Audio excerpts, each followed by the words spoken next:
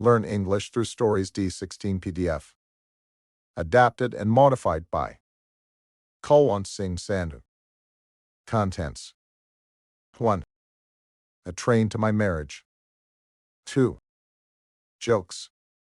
3. Grammar page. 1. A train to my marriage. By Vandana Sharma. I am afraid of heights of all kinds. Valleys, mountains, rivers, railway station bridges, and even relationships make me sick. And today, I am going to experience all of them. Krishna, come fast. We will miss the train. Mom shouts, breaking my train of thought. I would be glad if I could, I mutter, putting on my dark brown blazer. One more addition to my hate list is this goddamn winter season. I am very sensitive to getting a bad cough in this season, and I cannot bear the chill. So I have put as many woolens in my bag as on my body. Here comes the auto rickshaw.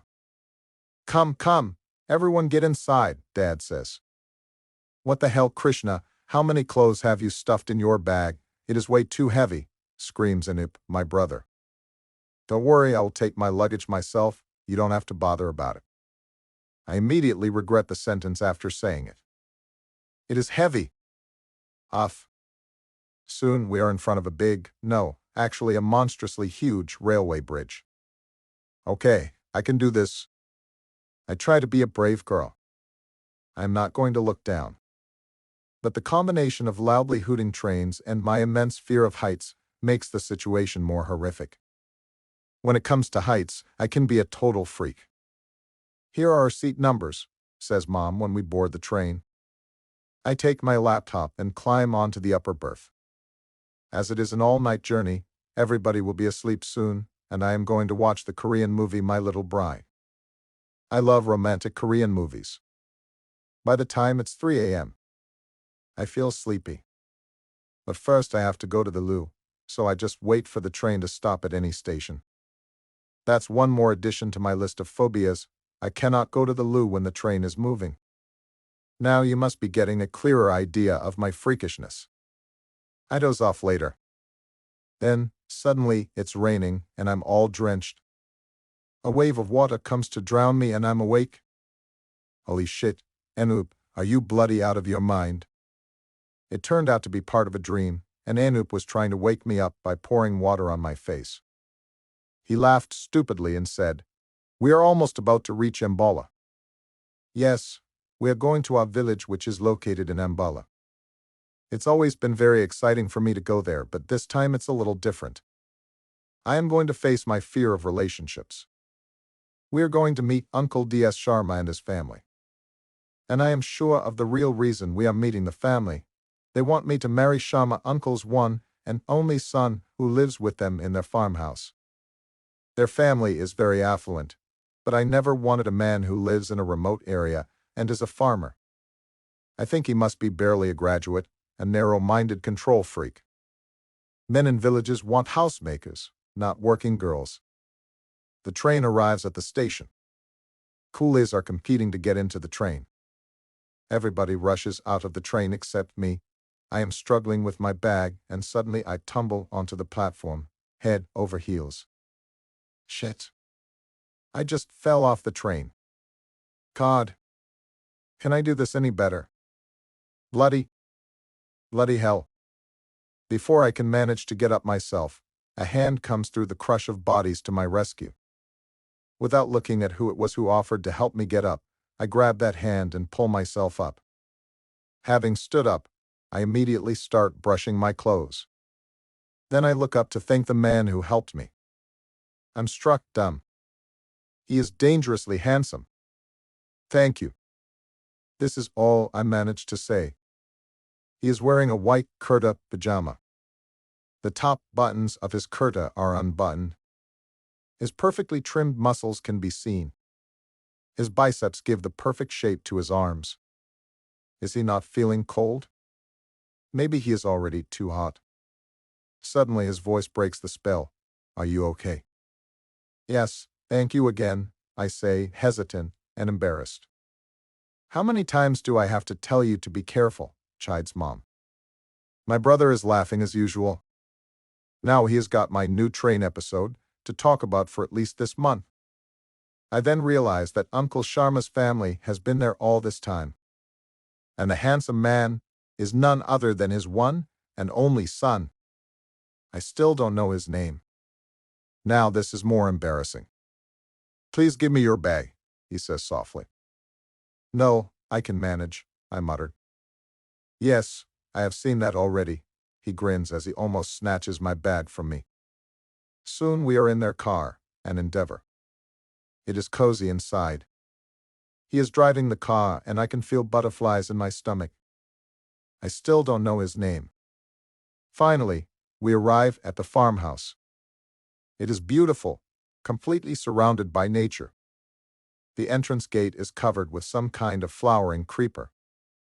There is a nameplate, Sharma's residence. The building itself is breathtakingly gorgeous. Could there be anything else that one can want in life?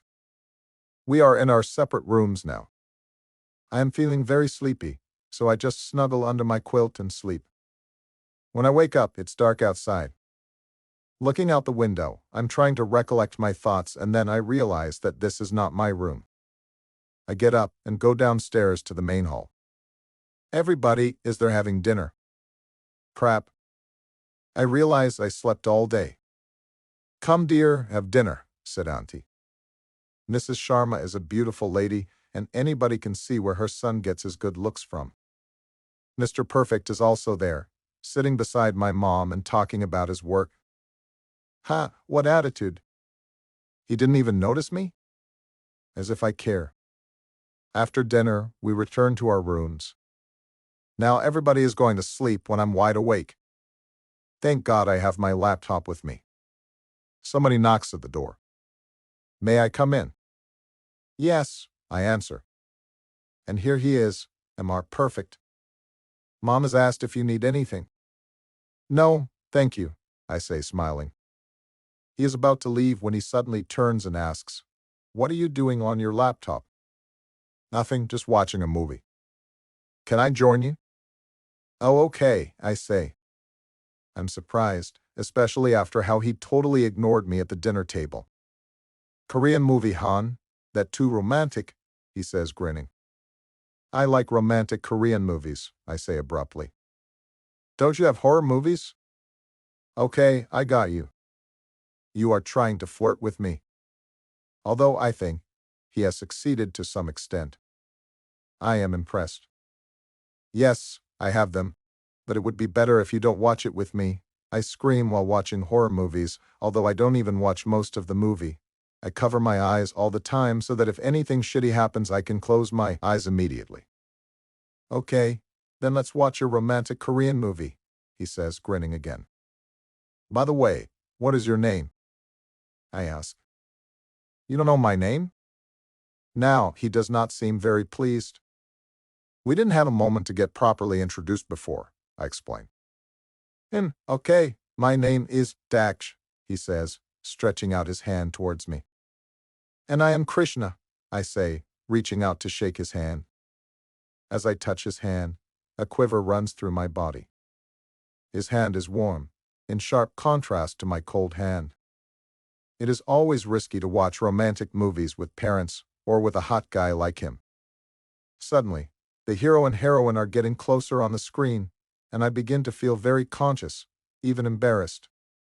I try to move so that I can fast forward the movie, but I just cannot. Now they are kissing each other ferociously.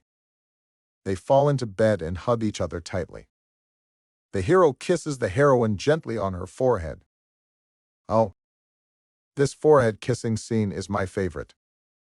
Thus, the movie goes on. Slyly, I try to peek at Mr. Perfect's face. He is calm, but I can see his facial muscles clenching as he tries to hide his smile. The movie finishes at 1 a.m. He gets up to leave. Good night, Krishna. Good night, Mr. Daksh. Narrowing his eyes, he leaves the room. The next morning, I get out of my room, brush my teeth, pick up my sneakers, and head out to the fields. It is a very cold, foggy December morning, so I'm wrapped up in thick woolens. What was I doing last night? Talking to myself. Even now, my thoughts are focused on him. I know he is handsome, but still, I'm sure he is a narrow-minded control freak. As I remain lost in my own thoughts, my foot suddenly slams against a heavy stone. I stumble into a slushy part of the path. Apart from landing like a fool into the slush, I realize I have hurt my foot. Need any help, miss? Oh, it is him. What is he doing here? Why is he always there to rescue me from my own disasters? Oh. I clear my throat. I can manage, I say, trying not to look at his face. You are very stubborn, Krishna. Just give me your hand. I offer my hand hesitantly. He clutches it tightly to help me get up. Again, I can feel the cold even more. I stand up, stumbling, holding onto his shoulder for support. As we enter the house, everybody is surprised to see both of us. Hey, what happened? Asked Mom. Nothing, Mom. Your dear princess fell again, he says, grinning. Everybody laughs at this. Huh? How dare he? And why is he calling my mother Mom? Oh, my suspicion was right. Or maybe not. I must know for certain. So the next time I find him alone, I confront him. He is sitting at a desk, doing some accounting work. I want to talk to you, I say. Krishna, I am busy right now. Can we talk later? My big negative point is my egoistic attitude. Why did you call my mother Mom? I ask. He looks up. Is that a problem? He asks, keeping his accounting book aside. Standing up, he then comes close to me. Yes, I said, stuttering. She is my mom, so you cannot call her that. Oh, really? He walks a little closer. Crap. I cannot move. I want to step back, but I find myself simply unable to move. I need water. It is getting too hot here. Suddenly, he pulls me into his arms. My mouth is so close to his. He is looking into my eyes. I am trying to look down, afraid that he can read my eyes and can see into my soul. He lifts my chin up and gently runs his thumb over my lips. For that moment, I forget everything around us. All I can focus on, apart from the sensation of being held by him, are his dark brown eyes. Oh boy, he is the only man around whom I can feel mushy without even watching a romantic movie. Krishna, a voice comes suddenly from another room. I push him away and manage to calm myself. It was Anup asking me to come to the hall. Mom is calling you. At that moment, my heartbeat thuds very rapidly. I rush to attend to my mother. Later in the evening, we all make a plan to go to a famous restaurant in the city. As we get ready for the outing, I consciously try to ignore what happened with Mr. Perfect that afternoon. But still, I ensure to put on my best dress. And I realize how very pleased I am to have taken the pains of bringing so many dresses with me on this trip. Am I trying to impress him? No way. Everybody is trying to look their best, so why shouldn't I? But I find that I'm more nervous than usual. Soon, everyone is ready and it's time to leave. You too, go in the other car, says Mom. What? I am surprised. Mom is asking me to go alone with the boy. I insist, no, I will also go with you. Yes, Mom, there is no need for another car, says Mr. Perfect. Thank God. I cannot bear landing in one more scandalous moment after that afternoon. No, says my mother. You will go in a separate car, that's it. No more discussions. I know what Mom is trying to do. Seriously, Indian mothers can be such a headache sometimes. We take another car, this one's an Audi. The street lamps look beautiful this foggy evening, between the mist and dark night. Mr. Perfect doesn't say a word. So to end this awkwardness, I start a conversation. How about your higher studies? You don't want to study further? Krishna, I have already done my MBA and I have also been a research scientist at the Indian Institute of Agricultural Sciences. So now I am working on increasing crop yield methods while simultaneously learning the ropes of my father's business and also doing some actual farming. What else do you want me to do? My jaw almost falls to the ground. Oh, I said. So you would want a wife who can stay with you, a housewife. Yes, I would. Definitely want a wife who can stay with me, Krishna. I knew it! A narrow-minded control freak. Huh. But he continues, if my wife wants to work, she can work with me in our business. He never ceases to surprise me. I am feeling good about it. But still, I am confused about why he wants me to marry him. He can get any girl he wants. Suddenly, the car stops and I notice that we are near a hill. Where are we? Don't tell me that the car has stopped working. No, Krishna. Please stop watching those romantic movies in which the hero-heroine gets stuck in a car and then their romance starts, he says, grinning. Whatever. Just a thought. It has nothing to do with romantic movies. I say, annoyed. Let's go. Where? Up there, to the top of the hill. Are you kidding me? I'm not going there. Huh, stubborn girl. He takes my hand and we move towards the hill. As we reach the top, I can see the river on the other side. This scene is breathtaking. Although it is far below us, the sheer height does not seem to scare me. Instead, I feel great, so amused and thrilled. A cold breeze blows my hair over my face. It is so beautiful, nothing can be more beautiful, I say. I knew you would like it. Suddenly, Mr. Perfect gets down on one knee, pulls out a ring, and says the world's most magical words. I love you, Krishna. Will you marry me? I am dumbstruck at that moment. Here is Mr. Perfect, and that too on his knees, asking me to marry him. This cannot actually be happening. All this only happens in the movies. I wish I could hold on to that moment forever. Krishna, please reply. My knees are hurting and it's very cold out here. I smile, my eyes wet with tears, and say, yes. Thrilled, he gets up and slips the ring onto my finger. He then hugs me tightly. I can hear his breath in my ears as he says, I liked you when Mom showed me your picture, and I liked you even more when you fell from the train. Then I should fall every time, I laughed. I wanted you right there while watching that movie, he whispered in my ears. I love you, be mine, be my wife. I look up at him. His lips come close to mine, and then he softly kisses me on my lips. I love you too, I responded gleefully. And like every other love story with a happy ending, we lived happily ever after. 2. Jokes. Problem uncle.